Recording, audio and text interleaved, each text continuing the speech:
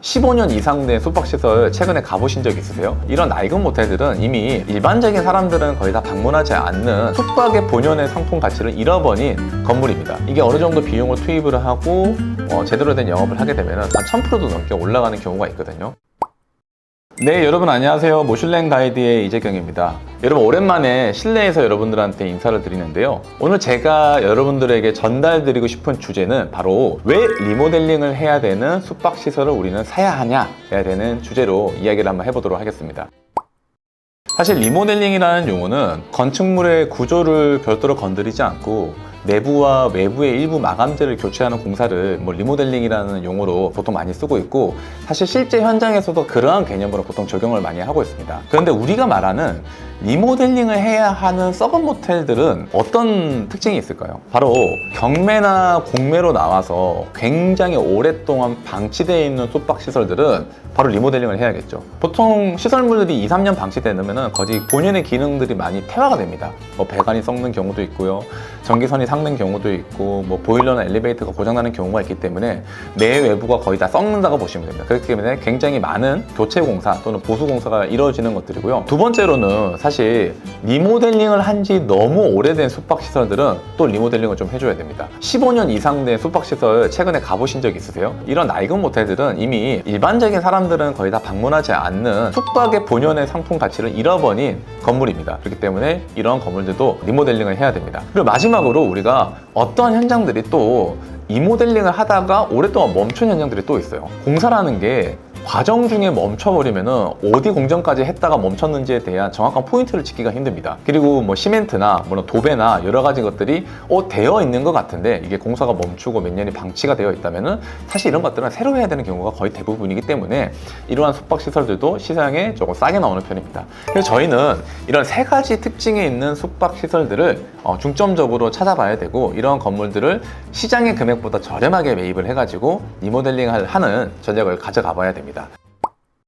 자, 그러면 제가 싸게 산다고 개념을 이야기를 자꾸 하고 있는데 어느 정도 싸게 사냐면은, 저희가 대전에 이제 복명동이라고 예전에 유성 온천지구에 있는 이런 동네들이 2021년, 22년도에 물건을 하나 매입을 했는데요. 그때 사실 이 동네 시세 평당가가 한 2천만 원 중반 정도 형성이 됐습니다. 그리고 또 많게는 3천만 원 이상, 4천만 원까지도 가는 경우도 있습니다. 그래서 저희가 이제 이런 데들을 평당 한 1,800, 1,900 정도의 물건을 매입을 했어요. 근데 이거 왜 싸게 매입했는 줄 아세요? 이거 한 4, 5년 방치되어 있는 물건이었거든요. 그러다 보니까 이미 내부가 썩다 못해 들어가지도 못할 정도로 심각한 상태였습니다. 당연히 이런 부동산들이 시장에 저렴하게 나와야지만 매수가 되고요. 저는 이런 부동산들을 잘 취득해가지고 멋진 숙박시설을 만들어서 높은 매출로 운영을 하고 있는 현장도 사실은 있습니다. 우리가 매입하기 전에 이 썩은 모텔들은 매출이 100만 원도 안 나오는 숙박시설도 사실 있었는데, 이게 어느 정도 비용을 투입을 하고 제대로 된 영업을 하게 되면 한 1000%도 넘게 올라가는 경우가 있거든요. 예시로 제가 대전에 있는 대덕구에 있는 숙박시설 24객실짜리를 매입을 할 때 보면은 월 평균 거의 100만 원대가 나왔어요. 진짜 거짓말 같죠, 여러분들? 근데 제가 이 건물 처음에 임장하러 갔을 때 숙박 손님이 한 팀 있었습니다. 손님들이 워크인으로 들어왔다 그냥 나간대요, 무서워가지고. 제가 이거 일부 금액 좀 투입해가지고 현재 지금 매출 한 3천에서 4천만 원 정도 나오는 경우도 있거든요. 그래서 사실 우리가 비용만 잘 활용하게 되면은 엄청 저렴하게 매입을 할 수가 있고, 운영적인 면에서도 굉장히 좋은 이점이 있다라고 말씀드렸어요. 당연한 거겠죠, 사실은. 우리가 이런 썩은 모텔을 살 때도 여러 가지 장점이 있지만 내가 원하는 방식으로 기획을 하고 운영을 할 수 있는 장점이 있죠. 숙박시설 예전부터 오랫동안 가보셨던 분들께서는 이런 생각 좀 드실 거예요. 예전에는 되게 좀 트렌드하고 좋아 보이는데 한 4, 5년 돼서 보니까 좀 이제 시설물도 좀 오래된 것 같고 요즘 스타일에 좀 안 맞는 것 같아 라는 생각 한 번쯤은 해보신 적 있으실 텐데요. 이 디자인 유행은 사실은 숙박시설에도 어느 정도 영향을 미치긴 합니다. 24시간 365일 돌아가는 이런 숙박시설은 이 디자인이 강가가 되는 느낌 자체가 더 크게 체감이 되는 경우가 있기 때문에, 사실 내가 저렴하게 모텔 부동산을 매입을 해가지고 리모델링을 한다 했을 때 요즘 트렌드에 맞게 예상 소비자들한테 맞는 리모델링을 할 수 있다는 이런 장점이 있습니다. 그리고 여러분들, 우리가 보통 리모델링을 하게 되면은 부동산에 매입을 할 때도 그렇고요, 금융기관의 차입금을 활용해가지고 리모델링을 하는 경우가 굉장히 많이 있습니다. 그러다 보니까 어느 정도 비용을 대출을 통해서 이제 해결을 하는 경우가 많은데, 사실 금융기관도 이런 리모델링을 되기 전 감정가액과 리모델링이 된 이후에 시설비가 반영돼, 그리고 매출이 나오고 있는 숙박시설들의 감정가를 반영을 해가지고 대환대출 또는 증액대출이라는 걸 할 수가 있습니다. 여러분들, 대환대출을 할 때는 당연히 우리의 목표는 뭐예요? 금리를 떨어뜨리는 거죠. 금리를 떨어뜨리게 되면 나의 수익성이 당연히 증가를 하게 될 거고요. 우리가 사업비를 좀 해소를 할 수 있다라는 이런 건물들이 바로 우리가 흔히 말하는 썩은 모텔을 리모델링하는 이유라고 볼 수 있습니다. 왜 사람들은 썩은 모텔보다는 리모델링이 잘 되어 있는 숙박시설을 사려고 할까요? 바로 여러 가지 이유가 있겠지만 가장 첫 번째로는 두려움이죠. 내가 많은 금액을 투입을 하고도 내가 원하는 수익성을 실현할 수 있을까에 대한 두려움이 있습니다. 사실 오랫동안 하셨던 분들은 이걸 본능적으로 일부는 내가 실현할 수 있겠다라는 감이 있겠지만 시장에 처음 진입하시는 분들께서는 그러한 두려움이 사실은 많이 앞서죠. 그리고 우리 리모델링이라는 거는 우리가 일반 가정집처럼 뭐 30평짜리를 리모델링 하는 것처럼 간단하게 끝나는 것들이 아니고요. 건물 전체를 리모델링을 해야 됩니다. 그러다 보니까 비용적인 부분도 굉장히 많이 투입이 되고요. 기간도 상당 시간이 소요가 됩니다. 보통 한 3개월에서 한 4개월 이상 정도 좀 소요되는 경우가 있고요. 대수선이나 뭐 엘리베이터 신축 이런 게 포함되면 더 플러스가 됩니다. 그럼 여러분들 공사 기간에는 우리가 수익이 없잖아요. 수익이 없다 보니까 이자도 감안을 해야 되고요. 공사 과정에서 업체와 이렇게 소통을 해야 되는 이런 스트레스 이런 것들도 굉장히 많은 영향을 받습니다. 그러다 보니까 생각보다 많은 사람들이 리모델링이 잘 되어 있는 물건들을 찾으려고 하는 경향이 있습니다.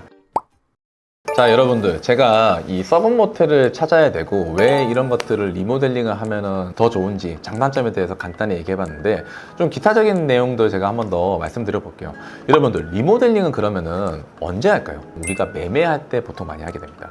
매매를 하는 시점이 되어야지만 사실 금융기관의 시설자금 대출로 리모델링 자금 대출도 활용을 할 수도 있고요. 두 번째로는 우리가 오랫동안 숙박시설을 운영을 하다 보면은 이 수익금을 사실 포기를 하지 못하기 때문에 굉장히 오랫동안 가는 경우가 많거든요. 그렇기 때문에 중간에 이 리모델링을 한다는 건 사실은 쉽지는 않고요. 보통 그래서 매매를 하는 시점에 리모델링 하는 경우가 굉장히 많이 있습니다. 리모델링을 하게 되면은 어떤 부분을 중점적으로 해야 될까요? 우리가 전체 리모델링을 한다고 했을 때 기준으로 한번 얘기를 해보면은 고객이 지내고 있는 객실에 여러분들은 힘을 굉장히 더 많이 주셔야 됩니다. 예전에 리모델링 트렌드는 외관에 집중을 하는 트렌드였어요. 근데 시간이 많이 지나게 되면서 고객들이 외관을 보는 일들이 점점 더 작아지고 있습니다.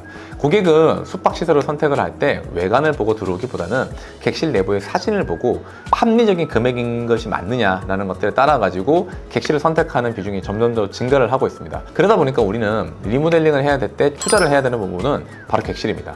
객실 디자인에도 신경을 많이 쓰셔야 되고요.